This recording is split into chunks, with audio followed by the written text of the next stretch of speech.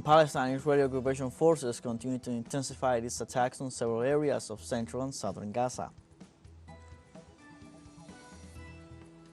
In Bolivia, the National Constitutional Court issued a decision rejecting the existence of indefinite re-election in the country, saying that it is not a human right. In Russia, Ukrainian armed forces shelled the center of the city of Belgorod, killing 15 adults and 3 children. Over 111 people are reported injured.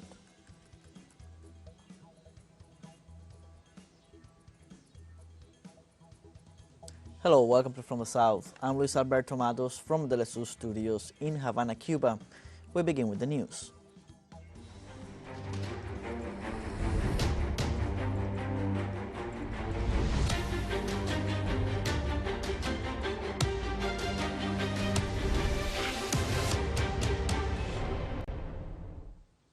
The Israeli occupation army continues to intensify its attacks on several areas of the central and southern Gaza Strip.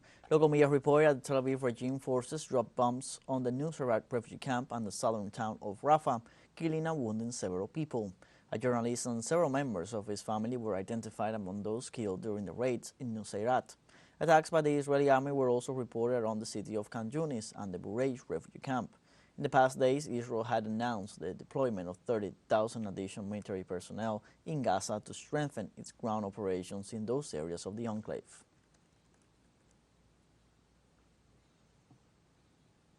And in Gaza, hospitals have been turned into shelters for civilians escaping the horrors of war. Our correspondent Nur Harasin has the details. The hospitals in Gaza, where it should be the best, the healthiest environment for the people, for the patients, turned into refugee camp. A total chaos where the system has totally collapsed inside the hospitals of Gaza, that they cannot even treat the most simple injuries. Now the hospitals are not only suffering because of the big number of people killed and the big number of people injured, but they are also suffering because of the lack of medicine, medical supplies and fuel. We're talking about premature babies being at the risk of dying because of the lack of fuel.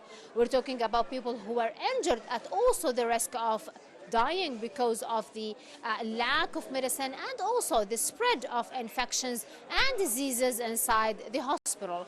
Why this is happening is because the hospitals are now housing thousands of Palestinian displaced people, as there nowhere else for them to do. We have been talking about the latest evacuation order from the Al Bureij refugee camp, and most of the people actually seek shelter here inside the Shuhada Al-Aqsa hospital, where now the hospital is performing as a hospital and also a shelter. Nur Harazin, TeleSUR, Gaza. We have a second short break coming up, but before we invite you to join our WhatsApp community for our English-speaking audience, you can scan the QR code on screen to join directly and share the link to reach more people. Constant news coverage of Latin America and the Caribbean as well as the rest of the world. Stay connected and informed with TeleSUR.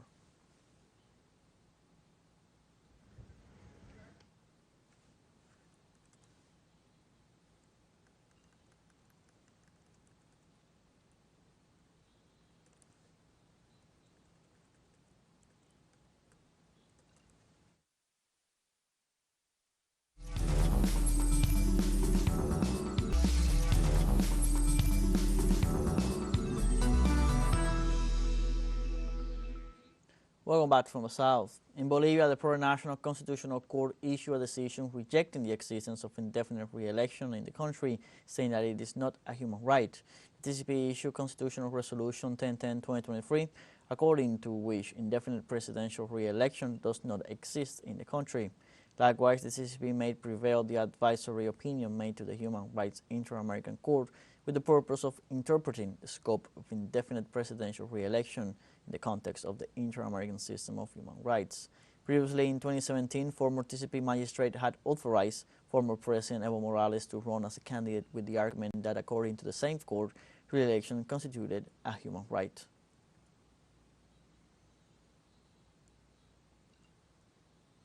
In Argentina, the decree of necessity and urgency promoted by Milei's administration began its implementation 8 days after it was published in the National Gazette. The decree deregulates the economy, declares a public emergency in several branches of the economy and institutions until December 31st, 2025, and establishes the reform of the state. A correspondent in Buenos Aires, Carolina Silvestre, with the details. Despite the rejection of part of the Argentine society, the decision of the national executive power, which violates the South American country's constitution, came into force. We are concerned and against the decree, both in terms of form and substance, in terms of content. I mainly want to emphasize that the form is very important. It is an unconstitutional decree that looks for reforms that are neither necessary nor urgent for this period. We have had a democratic system for 40 years with divided powers, and the truth is that we are going through is an outrage without words. With the modification of regulations established by the decree and new measures, Argentinians lose hundreds of rights. Exports, imports, and prices are liberalized, and the tax burden on the working class is increased. There is not a single measure, not a single article aimed at thinking about the development of the country's industry, which we know is what will improve the socio-economic situation for all workers. Nor is there any specific measure on behalf of the popular economy sector. Economic, social, and political structural reforms that have strong impact on various sectors of society, benefiting only concentrated domestic and foreign economic powers.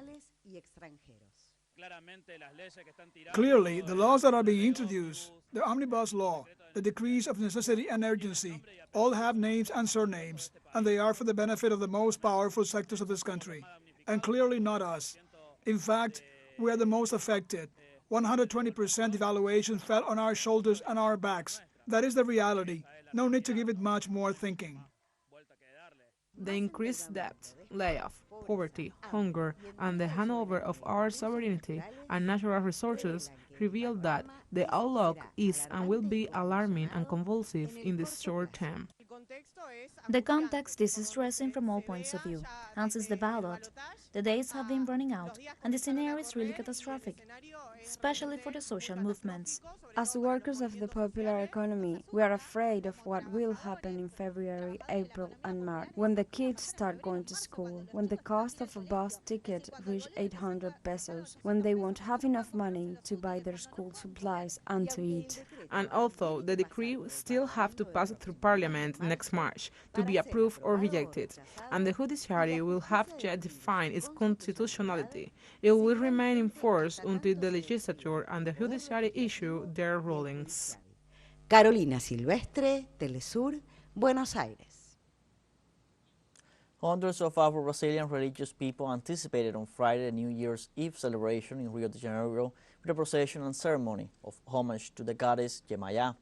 In order not to coincide with the famous farewell party of the year that Rio de Janeiro organizes in Copacabana, the devotees of the Queen of the Sea used to anticipate the celebration in which they throw their offerings into the water. The ceremony began this Friday at the Madureira Market, a place that concentrates several stores selling articles demanded by the practitioners of religions such as Umbanda and Candomblé. The festival that pays homage to the goddess Yemaya has been held every December 29th since 2002 and was declared a Carioca cultural heritage in 2011.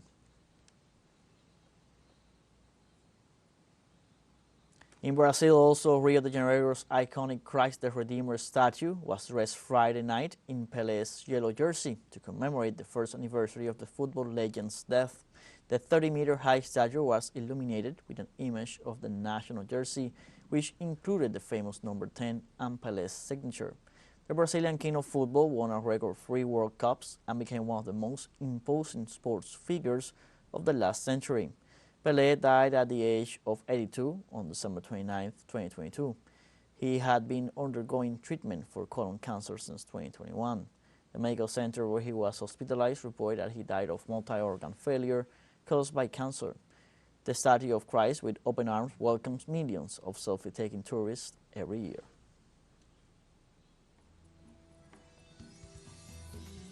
We're going to take a short break. We'll be right back after the break.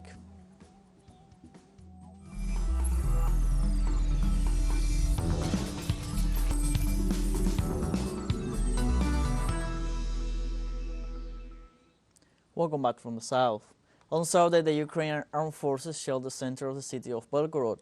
The Russian Ministry of Emergency Situations reported that 15 adults and 3 children were killed in the attack. The attack on a residential area left 111 people wounded, among them 15 minors. The Ministry of Emergency Situations noted that all the fires caused by the bombing were put out. The governor of the border region, Vyacheslav Gladkov, noted that the town of Urasovo was also hit. The shelling of this locality left no casualties but caused damage to about 20 houses and a power line. The Russian Defense Ministry has said that the attack on the city involved the use of cluster munitions. More than 110 nations banned them under a UN convention in 2008 due to their grave danger to civilians.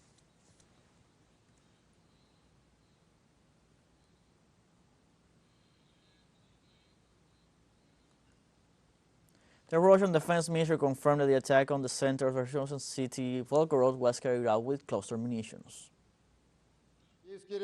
The Kiev regime, by carrying out indiscriminate attacks on squares and committing this type of crime, is trying to divert attention from defeat at the front, as well as to provoke us to similar actions. We emphasize that the Russian armed forces target only military facilities and infrastructure directly related to the Ukrainian army. We will continue to do so. This crime will not go unpunished.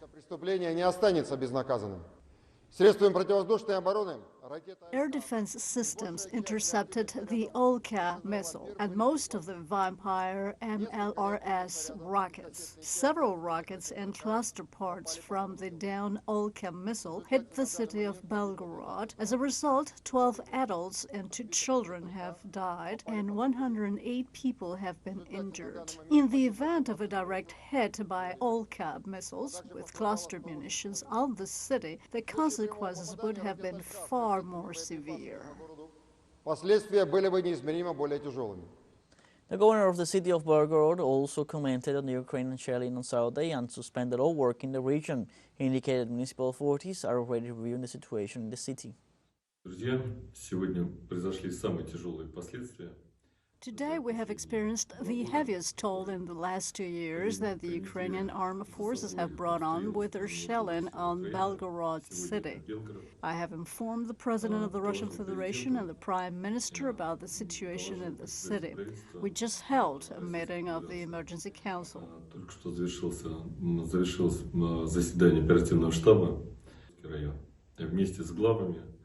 The municipal heads and the mayor are assessing the damage and the scope of what's needed for speedy restoration. We are conducting door-to-door inspections, building by building, inviting residents to leave damaged apartments for temporary accommodation centers. There is a decision to cancel mass events on the territory of all 9 border municipalities, plus Belgorod and the Yakovlevsky urban district. So in these 11 municipalities, there won't be any mass events held. I think people will agree that that's what needs to be done at this point. David Gross, 2004 Physics Nobel Prize winner, is currently back in China. Gross is a U.S. theoretical physicist and string theorist, awarded 2004 Physics Nobel Prize along with Frank Wilczek and David Pulitzer for their discovery of asymptotic freedom. In 2011, Gross was chosen a foreign member of the Chinese Academy of Sciences. In an exclusive interview with China Central Television, Gross spoke of the significant progress he has observed in China over the past 2 decades. He praised China's growth in infrastructure and universities education and of how China has been able to set up world-leading laboratories. Every time I come back, I'm astonished at the visible changes, of course, with enormous construction and infrastructure, but also the enormous growth of the scientific community. the growth of the universities, the training, the number of young students who are anxious to do great science. And now China's gotten to the stage where it's able to create some of the world-leading and instruments and laboratories. In my field, they've made some very important discoveries. They have some of the biggest radio telescope in the world, fast. They're marvelous. In 2023, China successfully launched over 200 spacecraft in over 60 space missions, setting a new record. Within the next 5 years, the number of China's satellites is expected to reach 1,200, and they will be providing highly efficient and high-performance information services to users in traditional and emerging markets. Meanwhile, the National Space Laboratory is officially in operation, with 110 space science research and application projects in orbit on space life science and human body research and microgravity physics and new space technologies. So far, the National Space Lab has gathered over 100 terabytes of original data and has downloaded 300 experimental samples.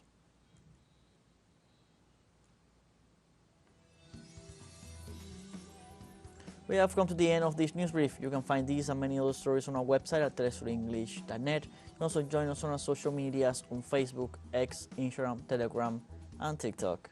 For TeleSUR English, I'm Luis Alberto Matos. Thank you for watching.